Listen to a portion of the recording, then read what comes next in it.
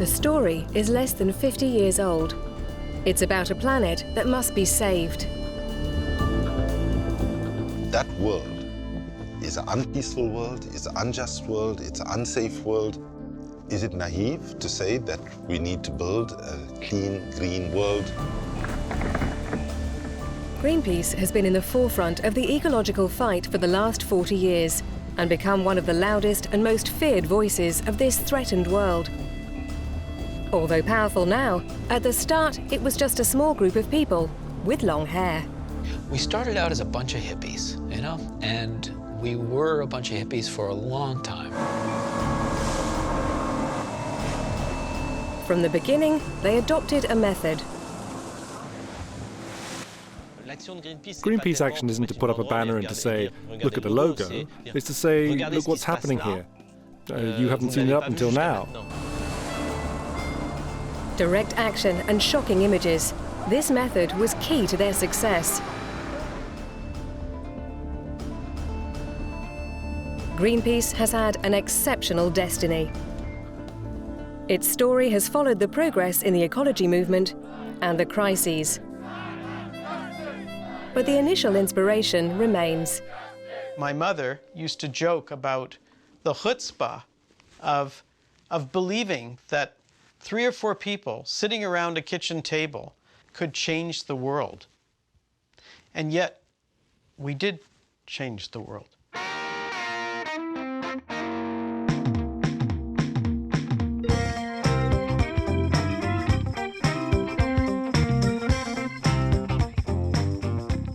At the beginning of the 1970s, the world was divided by borders, walls and blocks. The communist bloc in the east and the capitalist bloc in the west. The planet was a sports ground where each bloc was running in the arms race and playing at war, using small countries as go-betweens. In Vietnam, the American army supported the South against the communist North. It was enmired in a bloody and unpopular conflict. To escape this dirty war, many young Americans crossed the border into Canada. Vancouver, a quiet city on the west coast, was shaken by the arrival of all these young Americans, heroes of the counterculture and of protest. There was a very powerful peace movement in Vancouver because so many peace activists coming from the United States, as well as Canadian pacifist movement, and Quakers, and so there was this mix. Communists, anarchists, hippies. You could feel something in the air, something is happening, something percolating. The spark to ignite this powder keg came from the USA itself, when it announced that nuclear testing would restart on an island off Alaska. These underground tests would be carried out on a seismic fault with the risk of triggering an earthquake or a tsunami. Because of its geographical position, Vancouver had front row seats. The demonstrations multiplied. They were there because they thought the nuclear arms race was insanity, and it had to be stopped. We were just pissed off, you know. I mean, we were just, they're doing this. Well, we're not going to let that happen. That's crazy. A motley group was formed under the leadership of Irving Stowe, an American lawyer who had become a Quaker, and Jim Bolin, a former military engineer who had resigned. Ecologists joined these militant pacifists, and the association of the two strands led to the creation of a new movement. There's sort of 2 places Greenpeace was born. One was the Stowe's household, and the other is the basement of the Unitarian Church. And at the end of the meeting, Irving Stowe would always say peace. And at the end of one of those meetings, I said, you know, we should make that a Greenpeace. Which I remember thinking was ridiculous at the time. Didn't make any sense to me. The next day, Bill said my father called him up and said, I can't stop thinking about what you said. The environment and the peace movement, this puts them together. At the following meeting, he came back and said, that's it. That's what we should use. That's going to be the name of the organization now. Greenpeace was born, and at that time, it didn't scare anyone. Stopping the American nuclear tests on Amchitka seemed rather an ambitious project. We were trying to figure out how could we bring the attention of the media because we realized that without grabbing the media, we were just a handful of people at that point. We had no resources. They decided to charter a ship to go to the area. But who would be crazy enough to take on a bunch of hippies and sail to the waters off Alaska? And eventually they found John Cormack and his boat, the Phyllis Cormack. And we needed $10,000 for the charter fee. You can't do that selling buttons. A benefit concert was organised, gathering an audience of 10,000 people. It raised sufficient funds to charter the ship. The Phyllis Cormack was in fact an old fishing vessel and not really suited to this adventure. But this was the age of optimism. The project hit the headlines and a new face appeared on our TV screens. And it's just such madness that it's almost a logical area to attack, because two different kinds of madness have come together there. There's the Cold War madness, and there's the let's pollute, it doesn't matter, the main thing is to make a buck, and that madness is there too, so you're attacking both of them. In September 1971, the Phyllis Cormack set sail to challenge the might of America. 12 people were on board. They weren't entirely aware of the real dangers, nor were they sure of the final outcome. But from this first voyage, the founding principles of Greenpeace were defined. The first was based on a concept from the Quaker religion. Irving Stowe comes from the Quaker tradition. And in that tradition, one bears witness to events. And if that's all you can do, one has done something very important. The key word or the buzzword was to bear witness. And the idea is that by performing some action to oppose an action by a government that you felt was unethical, immoral, by putting yourself on the line, whether it be risking jail or even death, it really grabbed people's attention. To bear witness to something that's being hidden from us, and to use the media for that purpose. That's the second principle of Greenpeace. On board the Phyllis Cormack were several journalists. Ben Metcalf reported on the adventure for Radio Canada. Bob Hunter wrote for the Vancouver Sun. He was an exceptional person and went on to become the first president of Greenpeace. Bob Hunter had the ability to inspire people, and this was very important, as he was a natural leader. He was very much the philosopher of the organization, but he was definitely a real visionary for the environmental movement, I think, as a whole. Hunter filed his column every day. His aim was to maintain public interest in this improbable voyage. We brought the media with us on our campaigns. We actually became our own media if we had to. This is Ben Metcalf aboard the Greenpeace reporting to Radio Noon.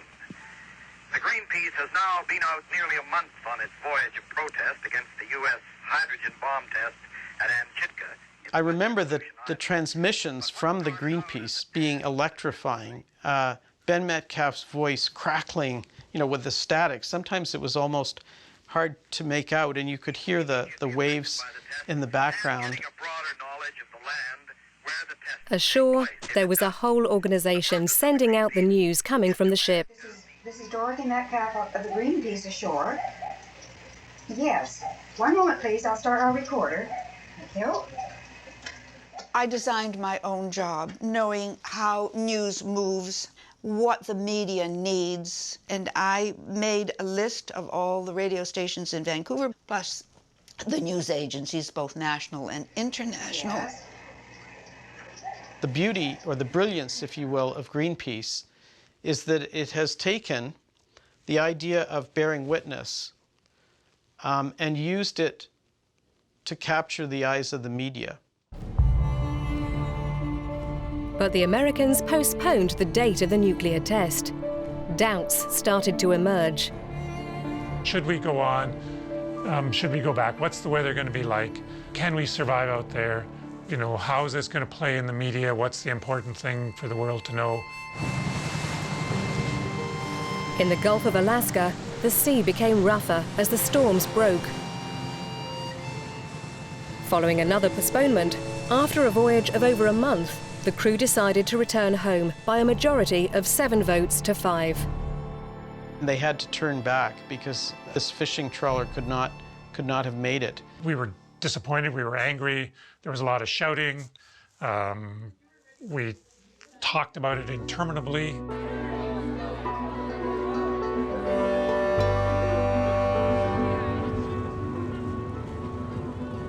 They returned to port after 45 days at sea. Behind the smiles, there was bitterness, the feeling of failure. Jim Bolin even suggested dissolving the movement. Bob Hunter dissuaded him. They had succeeded in creating a media event. The Greenpeace method had been defined. And they were soon proved right. The USA did indeed detonate their bomb in November 1971. It was supposed to be followed by 5 more tests. But Nixon decided to stop the campaign. Greenpeace's fight was to continue. It didn't focus only on the American neighbor, but the world in its entirety. Ecology looks at the Earth as a whole, a world without borders. That was another of Greenpeace's founding principles, and completely new at the time. Not long after that, the French announced that they would be doing atmospheric testing in the South Pacific, and that kind of rang the alarm bell for the Greenpeace group. What's to be done? And Ben Metcalfe said, now is the time. I will call the Wellington Post and tell them we need a boat, and we need a captain. Almost overnight, there was a reply. David McTaggart answered the call. Looking a bit like a pirate, the Canadian businessman was enjoying a peaceful early retirement at the age of 40 on his yacht in New Zealand. He saw on the map this prohibited zone around the atoll of Mururoa in international waters where a government was saying, you can't go as a sailor. That just made him angry. It just made him angry. It offended his sense of liberty. So that is actually what drove him to say, yeah, I'll take on this mission. Bring them to their knees. We can bomb the world to pieces. Now, he actually sailed this tiny little boat into this nuclear weapons test zone, not knowing if the bomb was going to go off or not, and challenged one of the biggest military forces on the planet. McTaggart reached the Mururoa Atoll after sailing 4,700 kilometers.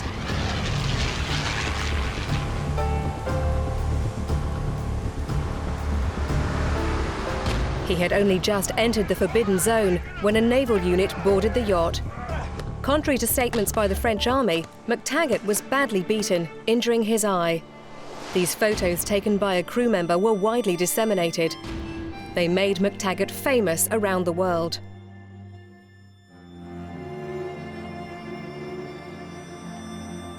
The French military had thought that the remoteness of Mururoa Atoll would protect them from international media attention. They were wrong. Silence reigned no more over the Pacific atoll.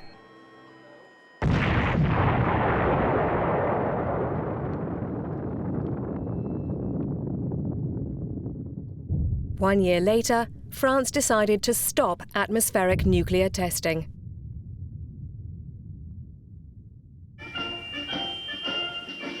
Between pacifism and Cold War, the UN organized that year in Stockholm an Earth Summit, the first of that name. Delegates from about 100 countries debated pollution, this massive pollution caused by post-war industrialization. Under the slogan, "Only One Earth," the concept of pollution beyond borders emerged. It was the central idea of the environmental movement, going against the world's paranoid ideas at the time. On the other hand, in the counterculture, for the groups of young pacifists who set up camp just outside Stockholm, the idea of borders was already out of date. That was the idea of the Greenpeace founders. All they needed was to bring it to life, for the environment wasn't yet front-page news. There were people within the group who felt we should stay focused on nuclear weapons.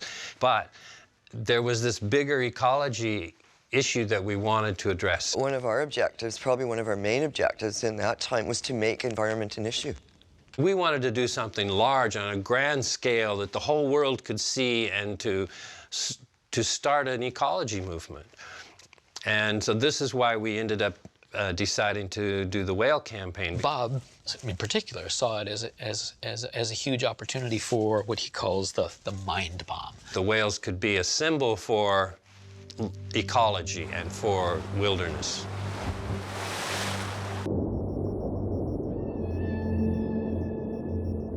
Since the 19th century, whales had been mercilessly slaughtered. In spite of repeated appeals for a moratorium on hunting, the whaling nations, led by Japan, Russia, Iceland and Norway, continued the massacre and killed up to 100,000 whales each year. A subscription provided funding for the expedition, and the Phyllis Cormac set sail again, this time with thousands of people to see it off.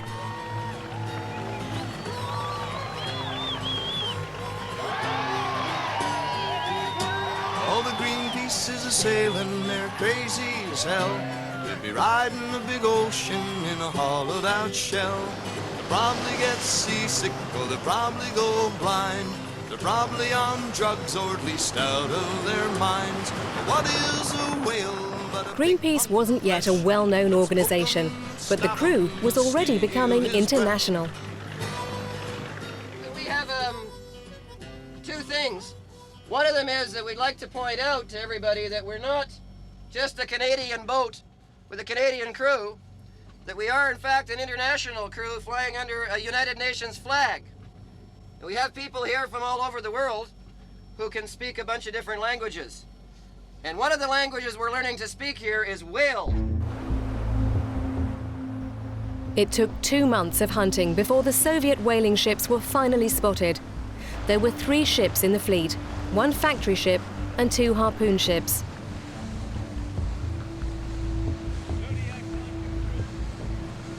It was time to launch the inflatable Zodiacs.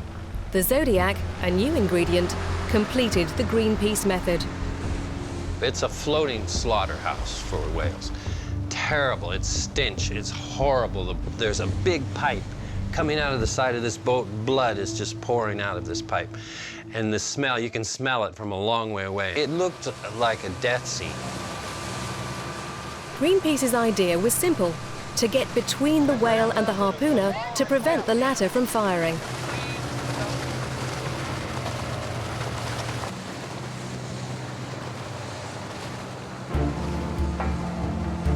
Yeah, every time the harpooner got to go a shot, I would maneuver the boat to block him.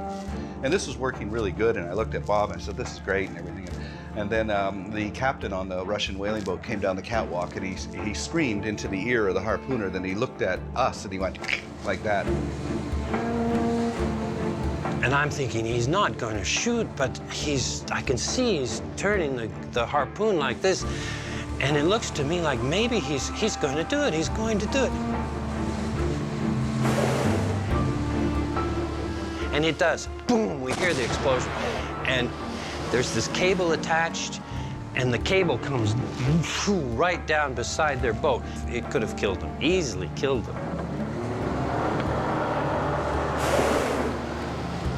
We were telling the story for the world media. When we had to have the photographs, we had to have the images on film. Because if we just went back and told the story, it wasn't good enough.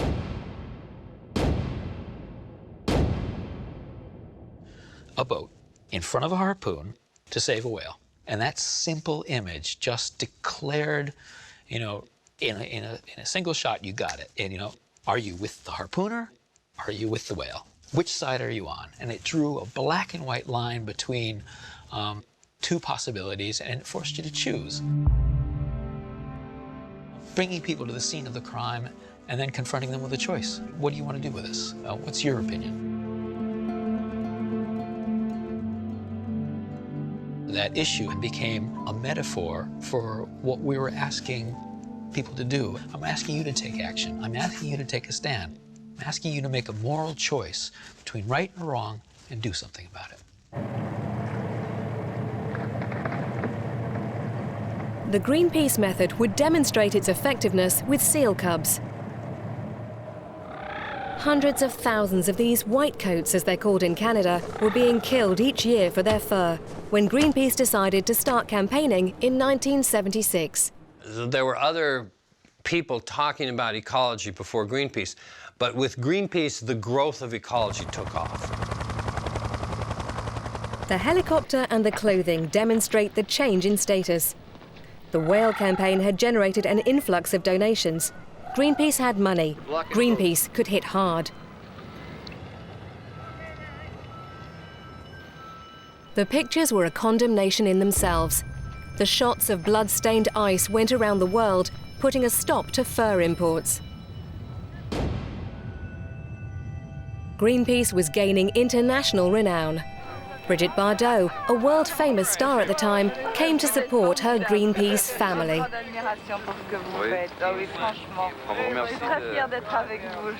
am the same family. You want me like your sister? Orange overalls were now in fashion. We brought attention to ecology, but we also brought attention to ourselves. And so now Greenpeace was famous. The main difficulty we had is that Greenpeace groups began to spring up everywhere all over the world. We'd get a letter with a stamp on it saying, "Greetings from Greenpeace Boston." And everybody would go, "Hey, yeah, we got Greenpeace in Boston." So it was growth, and it was growth like mushrooms after the rain. It was a mess, let's be honest. It was somewhat inevitable because it was a time of absolutely extraordinary creativity. There was an old ship in the London docks that was about to be scrapped. The Sir William Hardy became the Rainbow Warrior, a beautiful name for a ship that would meet a tragic end. The name was suggested by Bob Hunter, who quietly withdrew to allow an old acquaintance to take the helm in Greenpeace. Now we have to pull all this together. And David McTaggart was central to this because David had more experience than the rest. He had been a businessman. He had some experience in organizing people. Because he was the one that pulled everybody together. And it was a very difficult thing to do. And he managed to succeed.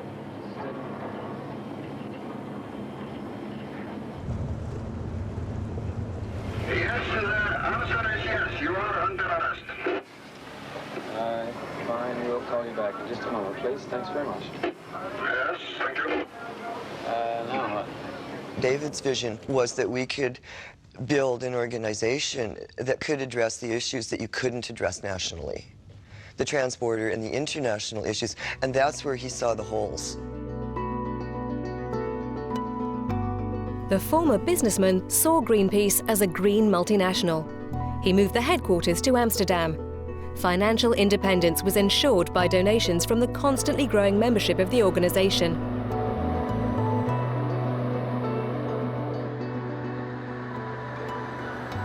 For McTaggart, who came into ecology via the Mururoa Atoll, nuclear testing remained a priority. And the treatment of waste from nuclear power plants allowed Greenpeace to reveal another scandal. None of the European states with a nuclear industry at the time bothered about the waste.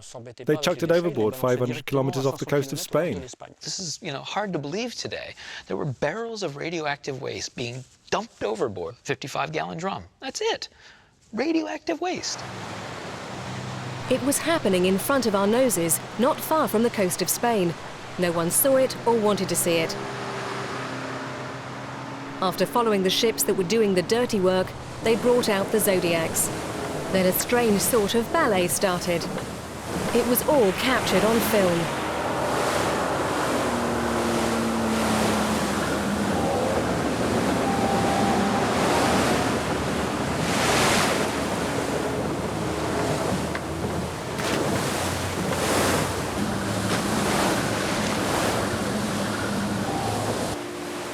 But it wasn't just a game. There was nearly a serious accident when two 800-kilogram barrels, so 1,600 kilograms of nuclear waste, fell onto a Zodiac.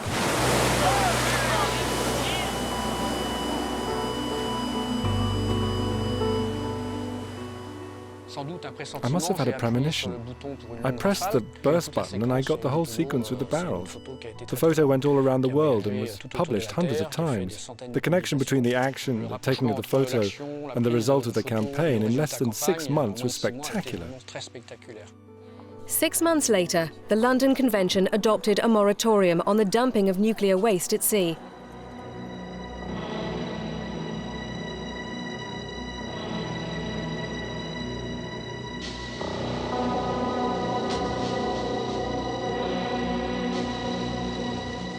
Increased funding meant that more sophisticated communication methods could be explored, like this commercial made in 1982 by the photographer David Bailey.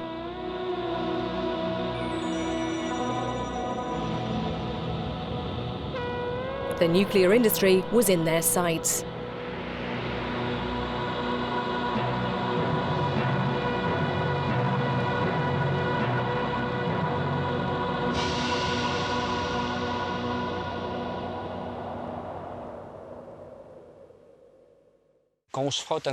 When you take on the global nuclear industry, it's not like a small local factory. There are times when you say, we're up against something quite big. Are we going to be able to make things change? The tough part for an organization is if you're going after a big target, whether it's a corporation or a government, you either have to be so small they don't think that you're worthy of attention, like a mosquito stabbing at them, or you have to be so big that they can't take you on. He said the really dangerous point was right in the middle. In the summer of 1985, Greenpeace was sailing in this in-between area, neither too small nor big enough, subject to every paranoia. And when the Rainbow Warrior arrived in Auckland for another anti-nuclear campaign, no one could have imagined that the elements of the drama were already in place.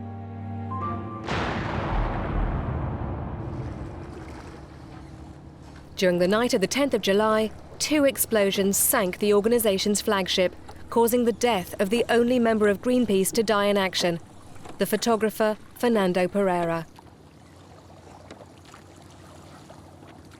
I think that was the day we grew up. That day when the Rainbow Warrior was sunk and Fernando died. That would be the day we stopped being teenagers and became adults. The trauma of becoming a target and knowing they had been infiltrated was enormous. The CIA, the KGB, the British Secret Services. Everything seemed improbable, but possible. In the end, the investigation proved that French Secret Services were responsible. Greenpeace was in the firing line and had no choice but to grow up. That was a phenomenally difficult time. I mean, both because of what happened, and how it changed the organization. It was the Ministry of Defense that changed Greenpeace into the world's leading environmental protection organization. From the end of 1985, checks poured into Greenpeace like confetti. And the supporters were joining at a phenomenal rate. And to be able to handle that actually insane growth was actually very, very difficult. In the end, Greenpeace overcame the trauma using its own weapons. It staged the sinking of the Rainbow Warrior in Matori Bay in New Zealand in front of the world's TV cameras.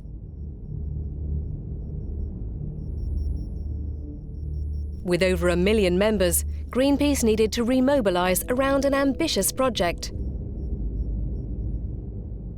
There was so much money coming in, there was so much attention on the organization that we had to be really, really conscious to stick to what we do. Greenpeace threw itself into a slightly crazy project to save Antarctica. The Wellington Convention, under the pretext of protecting the continent, authorized the exploration of its mining resources. It opened the door to large companies which wanted nothing more.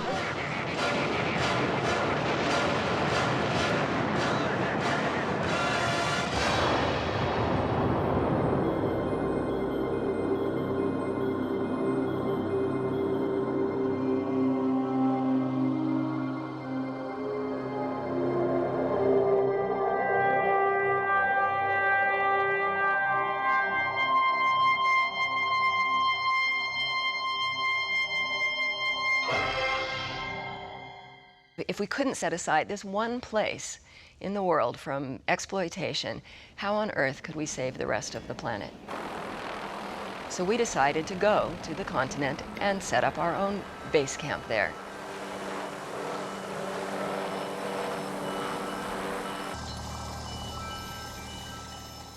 It put us in the place where we could really know what we were talking about. There wasn't any way that we could be patronised by government. You could turn up and personally say, what you're saying is not true. Last week I saw it differently. The construction of a base not only demonstrated the organisation's logistical capacity and its financial strength, above all, it meant that it had to be invited to international discussions. The Antarctica campaign underlined the change in Greenpeace's strategy, even its culture. The organisation started working behind the scenes in lobbying, very different from the usual direct action.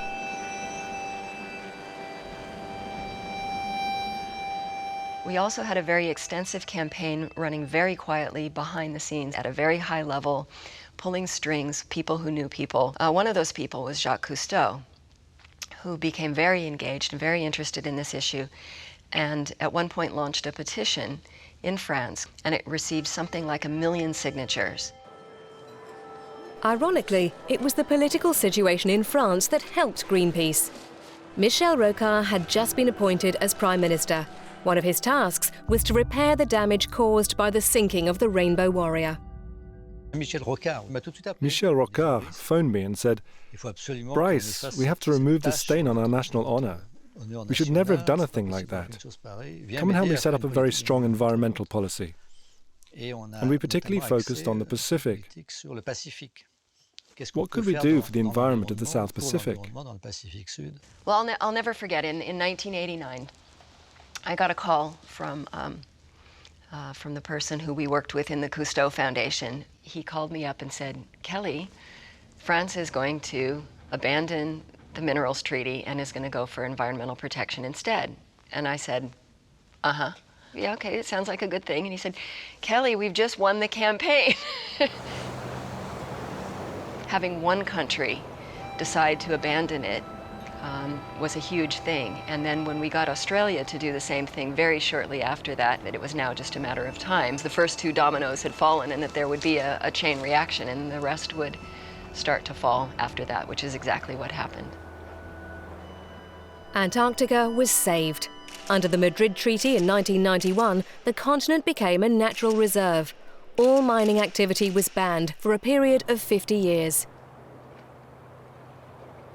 Greenpeace, which had invested huge sums in this adventure, could savour its victory. But this success had a downside. Since it was obtained through working behind the scenes, it was pretty much invisible. The organisation gained little benefit.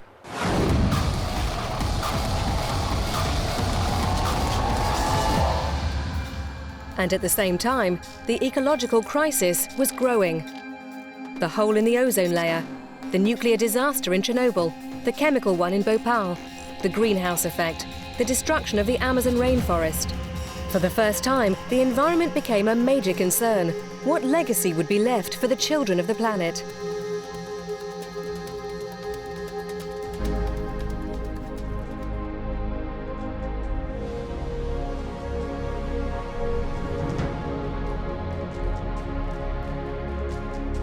"20 years after Stockholm, a second Earth Summit was organised in Rio. This time, because of the crisis, the heads of state and government came. It was the largest gathering of world leaders in history. For the first time, a declaration put development together with environmental protection. A climate change convention confirmed the need to reduce greenhouse gas emissions.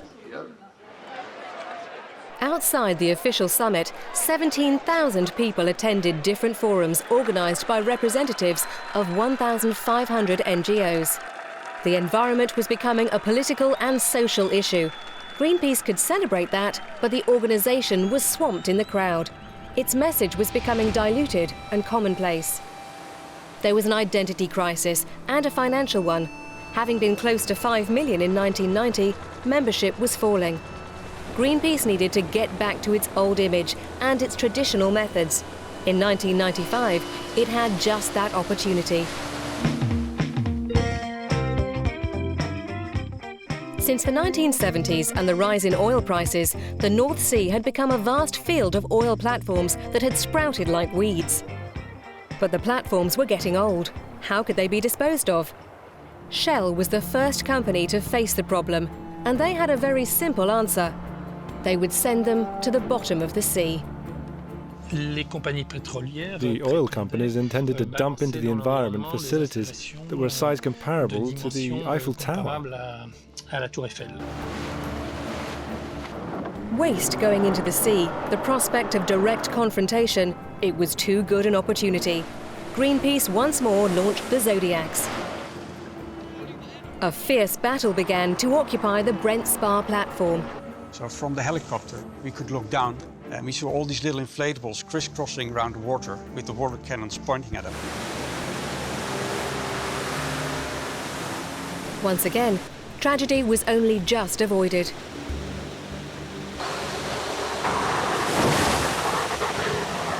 And I think both me and Elle realized at that moment that there were crew on board of the ships that wouldn't have a problem killing us. Water cannons aimed at a helicopter were the step too far that transformed the campaign. Greenpeace Germany started a boycott of Shell petrol stations. The company lost €5 million per day.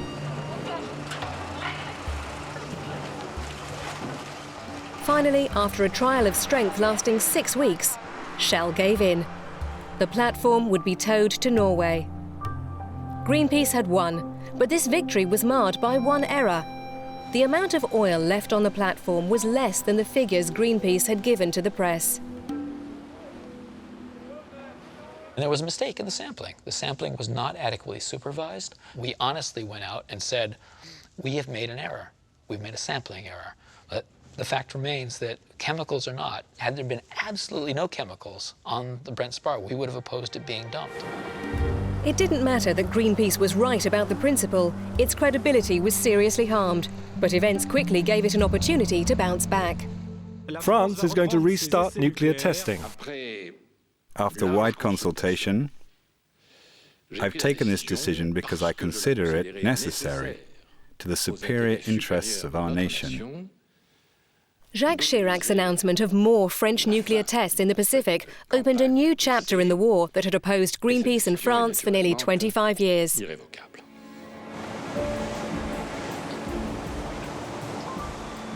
Greenpeace reacted quickly, deploying exceptional forces of 2 ships and a helicopter. They headed for Mururoa.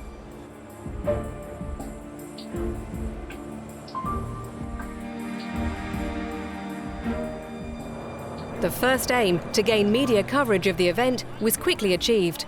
France was back in the dock. But this strong media presence changed the very nature of the campaign. It was very much a media image war. I'd never seen that, and I've never seen it since. I'd never seen so many journalists from all over the world. The whole world was watching this confrontation between Greenpeace and the might of France. Rainbow Warrior, this is Leveling. Your boat is inside the French territorial waters of Mururoa. I request you stop immediately. And I am going to Mururoa. I am going to Mururoa. The nuclear test slipped into the background. What the media were interested in was this naval battle between Greenpeace and its best opponent. But the battle was short-lived. Yeah, they're about to get on board. Greenpeace went for broke, crossed the perimeter of the Forbidden Zone, and the naval commandos attacked.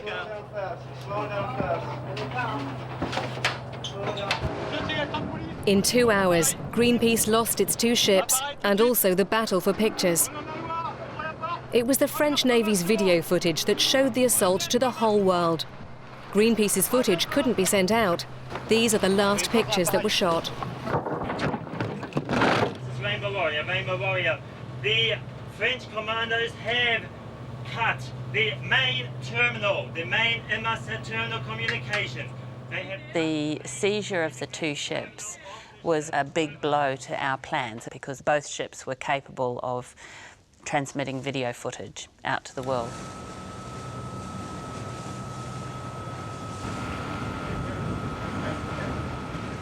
So in the sense that it didn't follow our plans, it was a failure. Certainly, Greenpeace made mistakes, either through excessive arrogance sometimes or through naivety. So yes, we've seen a lot of backlashes. As soon as the naval battle was over, the media quickly left and France continued its underground blasting. Even though Jacques Chirac ratified the nuclear test ban treaty the following year, the doubtful effectiveness of the operation and the confiscation of equipment for several months led Greenpeace to reconsider its method of action in a rapidly changing world.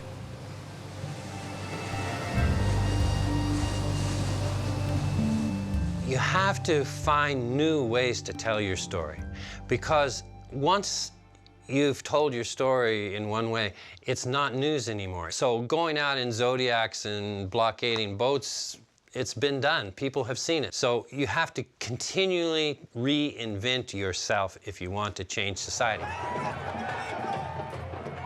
The World Trade Organization's summit in Seattle should have marked the advent of trade globalization. Instead, it revealed strong resistance to liberal globalization. The ultra-globalist movements occupied the streets, captured people's attention, and focused anger.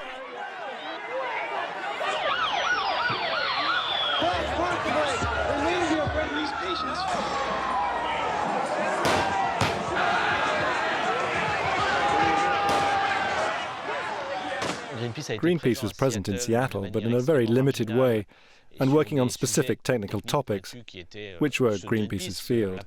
The place of the environment in international trade, but it didn't establish itself in the movement at that time. What is our constitutional rights? Give me my constitutional rights, and you have them too. We don't. Nobody does. Go home. Go home. Go home. Unexpected violence broke out in Seattle, and the usual benchmarks were shattered. Ecology had to be integrated into the movements in international trade, in the same way as other non-market values, such as human rights or fundamental rights of workers. Ecology could no longer be defined as the protection of resources. It also had to include the sharing of resources, taking into account the need of southern countries for development.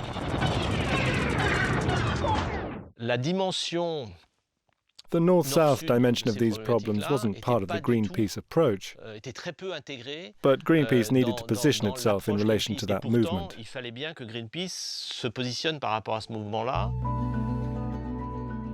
Greenpeace opened new offices in continental China, India, Africa, and South America, and changed its line of attack. For example, in the Gulf of Guinea. This wasn't a protest to protect a threatened species.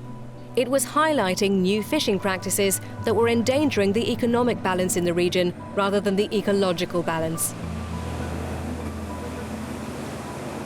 To limit the pressure of fishing around Europe, we sent our boats to fish off the coast of Africa with cooperation agreements with Morocco and Senegal, etc. And the direct effect was that pressure on fishing increased locally, meaning that small traditional fisheries were unable to be fished anymore.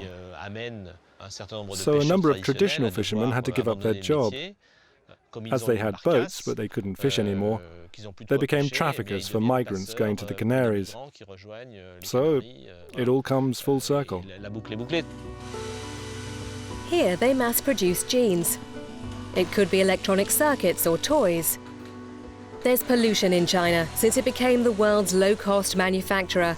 There's deforestation in South America or in Africa since they became suppliers of raw materials. In addition to condemning the scandal, Greenpeace transformed itself. It integrated the understanding of economic systems into its search for solutions. Symbolic of this evolution was the choice of the new executive director. Hello, my name is Kumi Naidu. I'm from South Africa. Part of the problem the world faces at the moment is that we do not respond to global challenges in an interconnected way. You can't talk about environmental justice if you don't talk about economic justice, because environmental justice is impacted by the kind of economic practice that there is in the economy. For example, in South America, rainforests and other natural landscapes are destroyed every day to make room for genetically engineered monocultures and pasture. At the same time, the genetic engineering lobby claims genetically engineered crops can help to reduce world hunger. Genetic engineering is not the answer. The genetic engineering campaign allowed us to start to position ourselves in a slightly broader arena where we said, it's the agricultural model that must be looked at. Genetic engineering isn't just a French question. It's a question of food sovereignty in a number of different countries in the world. Ministry of Rice. Take this ingenious invention that Jean is carefully preparing. Looks like normal rice, you're thinking. But in fact, it's genetically modified rice. Oh, by its official name, the new, mostly invisible threats laid down a real challenge to Greenpeace, which needed to reach a more fickle audience that was used to the internet. Fire! Who makes the weed killer? Fire! Let's keep this in the family. It's so innovative and new, you'll be the first in the EU to test it. How do we take those same things that we did in the era of television and recreate them in a way that works in social media? And looking at these things and going, all right, now how do we make a mind bomb out of this? You'll have heard about climate change. The new means of communication were a formidable tool in refining the strategy to increase pressure on the industrial sector by choosing a high-profile company. Greenpeace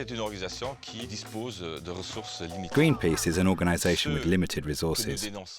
But the organisations we attack have unlimited resources.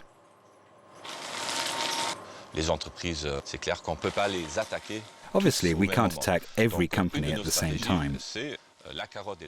So one of our strategies is the carrot and stick approach, where we first ask companies what their position is, and depending on the answers we receive, we identify one, or sometimes two, against which we deploy our means of attack.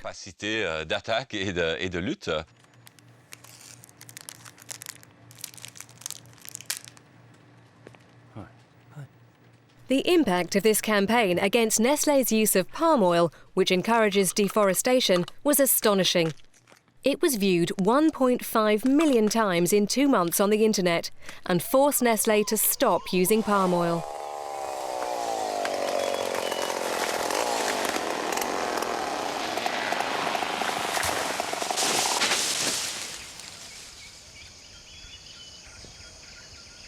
You then call the next one on the list, and that industry, and he'll pick up the phone straight away and say, let's meet up. He's not going to want to go through the same confrontational phase unless he's completely stupid. And generally, they're not completely stupid. It doesn't always work quite that well, but that's what an organisation like Greenpeace is seeking to do with these games of dominoes. You want to make the first one fall so that the rest will follow. Facebook lives in a big box full of computers. Facebook in the box eats a lot of special food called electricity. But silly Mark Zuckerberg chose dirty old coal. The same strategy was used against Facebook, along with great advertising, on the very ground that Greenpeace wanted to occupy, that of the social networks. We have to actually think about new creative ways to intensify our pressure, to ensure that they become more responsive, respond with the urgency that is needed. The other challenge that we have is that the global media environment within which we operate has become one which actually promotes a particular kind of culture, a culture of overconsumption, a culture of violence. And when we have all of those things stacked against us, as activists, we are called upon to be much more creative, much more innovative, to rise above that dominant message. There's two things that make it more difficult today. People's media attention has been fragmented by the number of sources for media that they can get, and the complexity of, in particular, the issue of climate change, where it's such a slow force The challenge we have with climate change is because it's happening over time, it is much harder to show a camera and people to understand it immediately.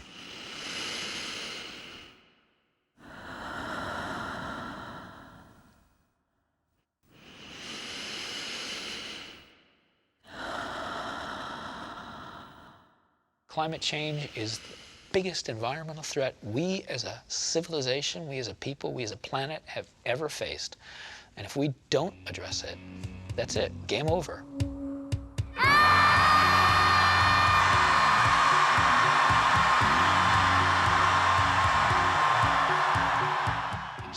Who are these people?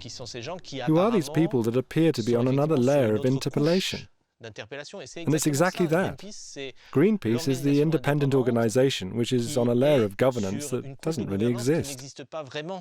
This is a funny phenomena about Greenpeace, is that when you look back, it seems an obvious thing to do. When you start out, it looks impossible. Everybody says you're crazy, you're nuts, you can't do that.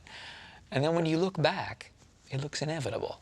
I was 23 when that happened. If you're people of that age now, you know, just do it. Just go and you know, take the risks. Be scared about doing it. Find some people to work with. Don't be afraid about making mistakes. Connect with what's really important in who you are and go change the world.